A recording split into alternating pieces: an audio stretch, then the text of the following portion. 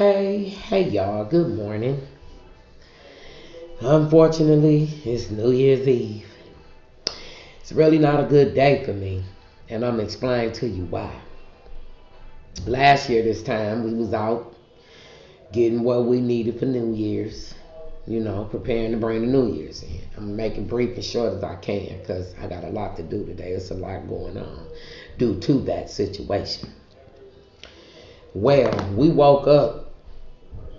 Well, my son woke up to the house on the lower level in full flames. From when you drink, if it's heat, it'll make you throw up. It'll make you get up. So it was like heat. He said it was like an inferno. Me and my grandbaby was on the second level sleep. Deep sleep because I have been drinking, smoking, celebrating. Finna bring in the new year, 2023. I was knocked out like about 9:30, quarter to 10. Me and my grandbaby ate and went to sleep. At about 11:15, my son and his female friend knocked on the side door. I got up, let them in. I went straight back up, went back to sleep. They went in his room, boom, like about 30 to 35 minutes into my sleep, I heard something in the kitchen. It wasn't a window busting. It was just a noise. I rolled over because I said, shit, they down there. They'll get it. And went on back to sleep. Biggest mistake I ever made in my life. Had I got up, maybe I could have, seen that the house was on fire. Full damn near bloom. Burning. So my son run through the fire, through the living room. The door was so hot, he said it burnt his hands. He made it outside. He, in turn, before he ran out, shook her to wake her up, but due to the fact they were drinking, smoking weed, bringing in a new year, like I said, what people do traditionally to celebrate New Year's. And she wasn't behind him. She was still in there, sleep. He couldn't go back in because about this time the fire bursting out the front part of the house like to the porch.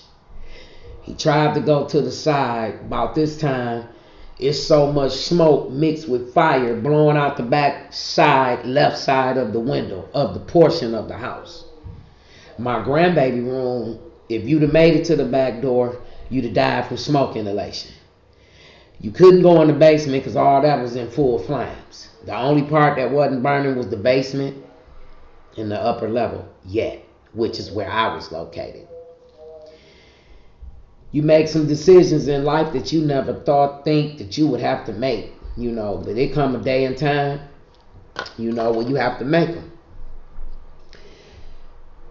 I heard my son say, oh my God, my mama and my son in there, they dead, they burning up. Because it was starting to, the whole front was just flamed, which was moving toward the middle ways, which is the doorways to the left, the back door to the far back part of the house. Just trying to give you a picture of what I'm talking about. Okay. I heard him. I got up, I ran to the window, it was kind of jammed, I got it up. I said, help, we over here. Now, as we waiting for the fire truck to get there, the fire starts to come up through the far part of the room, through the ceiling, which is where the bed, closets, bathroom is located. So it's starting to come up. My son alerted me that she was downstairs. I ran down the stairs. I opened up the door. They say don't do that. When I opened up the door, the fire, the smoke blew in, burnt off all my hair. Damn near burnt me. I shut it. I screamed her name like 4 or 5 times and I shut the door. Big mistake. I protrude the oxygen, which caused the upstairs to start to go up in flames too. I ran back up. When I seen the fire coming on up, I told my son I gotta throw my grandbaby to you. I did that. I opened the window. I threw my grandbaby out to my grandson and I sat down and I said, God, I was scared to jump from up there. Okay, let's keep that, baby. I was scared to jump from up there. I sat down and I said, Lord, I'm 57 years old. I done lived my life. You know, I done put in what I need to put in here. You know, baby, when I saw that fire, I said, oh no, I can't burn alive. You know, I let that window up, which was jam, cocked, ace deuce. When I got it up, I jumped. When I landed, I heard everything that broke within my body from the waist down. I'm lucky I ain't break my neck, my back. I did break my back, but I'm saying in a way where it could have put my life. It was my life on, you know what I'm trying to say, to where I probably would be paralyzed from the neck down, because I was that from the waist down. I broke both legs, both hips, my back on the left side, pelvic shattered. It was a pole holding me together. By me throwing my grandbaby out, my son caught him. He really no harm to him. My son's hands was burnt from getting out through the fire through the front door. Now, we on our way to the hospital on gurneys fighting for our life, and the only thing people could do was within the first 24 hours was start up fake, false rumors, because it looked like her house was firebombed. It looked like somebody tried to kill her. It looked like somebody was after her. She owed the dope man. She this, she that. None of that was true. None of it was true. It wasn't true.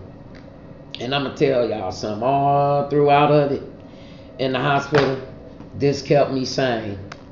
I ain't bragging, but it kept me sane. I ain't had the actual marijuana. I had the pen that a friend brought me and said, here, sip on this. Said, now and then when you get in pain, fight. Okay, I had friends that I was friends with that I've been knowing since Plymouth and Greenfield, Southfield, Wyoming, from Grand River all the way down past Beach Daily. Okay, boom. They wasn't there. Only people came and supported me during that time of me being messed up was my club, my kids, some of the family. And it's sad because, baby, it's just sad. But I'm going to just say, you know, people don't take things like that serious. Okay, it was 6 fires on that day. By us getting rushed straight from the scene, straight to the hospital, we ain't getting no help. We ain't getting no help. Not like I feel the way, and I'm going to be doing that too. Advocating for fire victims. Because, baby, only way your story will make the news if somebody died.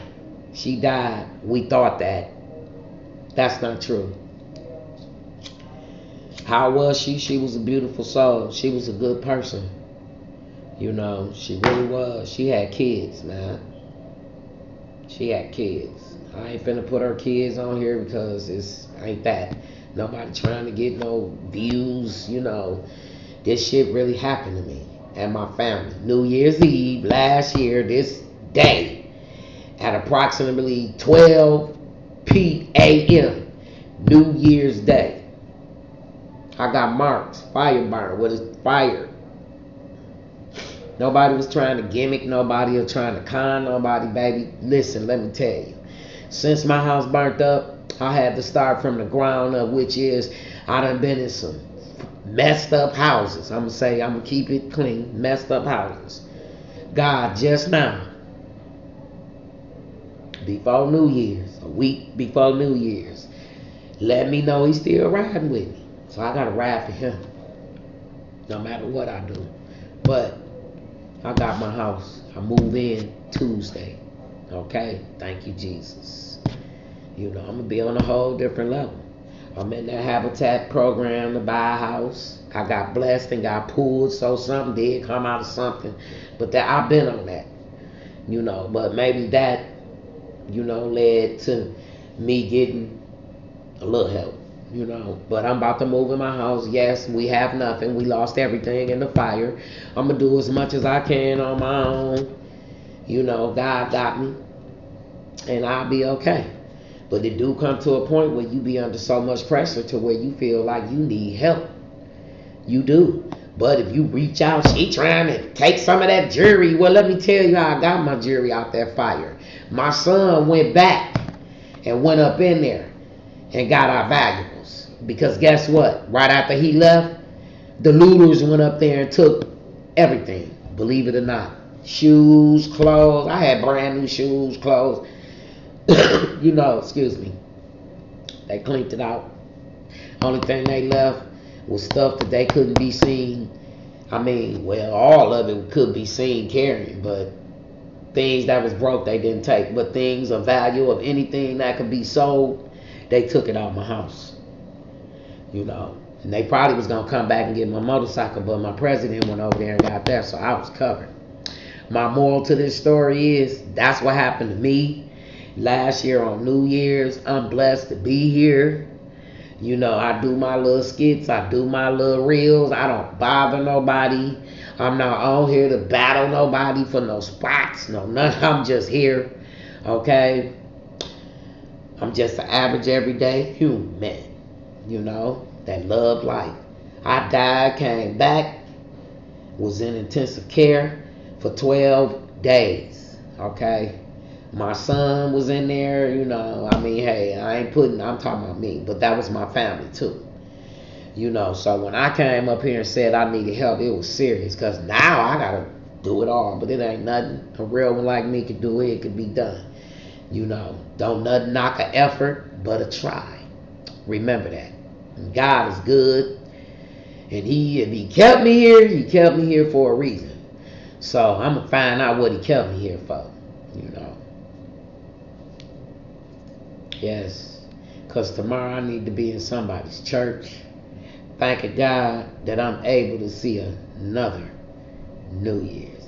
Thank y'all for listening, but that's the true story of my life that occurred out of nowhere, and I thought that would never happen to me in a million years, but God is good. I'm still here, and my grandbaby and my son, and Lord took her soul. I know she in the right place, but I'm going over there. I'm going to go live. We're going to do a visual where I am to show my respects to her. And then I'm going to let it go and let the healing process begin. Thank y'all for listening. Have a blessed day. Happy New Year's Eve and Happy New Year's to all y'all. Amen.